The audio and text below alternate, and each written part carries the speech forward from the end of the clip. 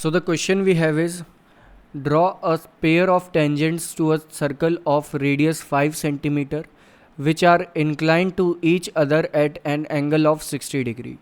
So ये कहा गया है हमें एक पेयर ऑफ टेंजेंट्स यहाँ पर फॉर्म करनी है जो कि दोनों टेंजेंट्स एक दूसरे पर 60 डिग्री का एंगल फॉर्म कर रही हो. तो सबसे पहले हम एक सर्कल ड्रॉ करेंगे जिसकी रेडियस होनी चाहिए यहाँ पर 5 सेंटीमीटर.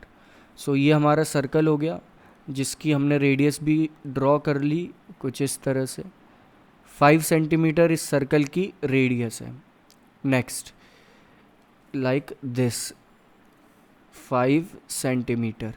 अब इस क्वेश्चन को अगर हम समझें, हमें कोई पॉइंट नहीं दिया गया बाहर कि हमें एक पर्टिकुलर पॉइंट दिया जाता था जैसे पिछले हमने क्वेश्चन समझे थे, लेकिन यहाँ पर कोई भी एक पॉइंट नहीं है बाहर जिससे कि हम टेंजेंट ड्रॉ कर सकें. बस इतना कहा गया है कि जो टेंजेंट्स है उन दोनों के बीच का जो एंगल है वो 60 डिग्री होना चाहिए. तो अगर हम यहाँ पर रफ ड्रॉ करें लाइक दिस, ये हमारा सर्कल है एक, ये रफ फिगर है हमारा, ये एक टेंजेंट, ये दूसरी टेंजेंट, दोनों के बीच का एंगल कितना कहा गया है 60 डिग्री. नेक्स्ट अगर ये हमारा सेंटर है तो ये एक रेडियस और ये एक रेडियस को रिप्रेजेंट कर रहा है. अब ये क्वाड्रिलेटरल यहाँ पर फॉर्म हो रहा है, ये एंगल 90 है, ये भी 90 है. क्वाड्रिलेटरल के चारों एंगल्स का सम होता है 360 डिग्री. यहाँ पर एक एंगल 60 है जो ये वाला है, टेंजेंट्स के बीच में आना चाहिए. दो एंगल 90 है यानी कि 180. एक एंगल ये वाला हमें पता नहीं जिसे हम लिख लेते हैं x. तो चारों एंगल्स का सम होना चाहिए 360 के इक्वल.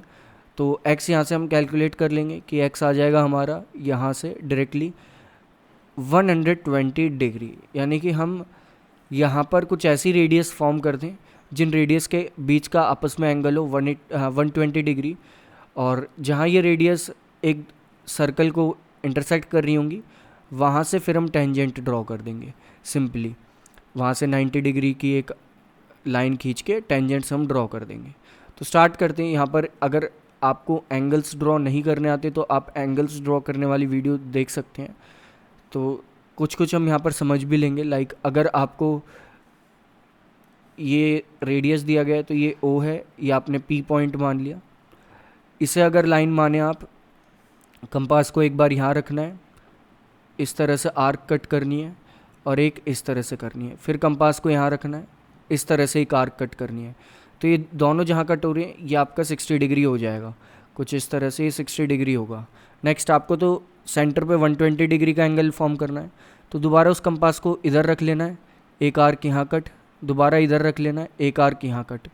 तो ये वाला जो एंगल आपका इस तरह से यहाँ पर फॉर्म होगा, ये वाला एंगल जो आपका यहाँ पर फॉर्म होगा ये एंगल होगा 120 डिग्री. तो ये एंगल हम फॉर्म कर लेते हैं कि एंगल हमारा 120 डिग्री का फॉर्म हो गया. आपने एक लाइन भी ड्रॉ कर दी इसकी हेल्प से, पॉइंट मान लिया आपने इसे Q. नेक्स्ट अब P और Q पॉइंट पे आपको 90 डिग्री फॉर्म करना है. 90 डिग्री एक तरह से आप फॉर्म कर सकते हैं सिंपली पहले 120 डिग्री ही फॉर्म करके.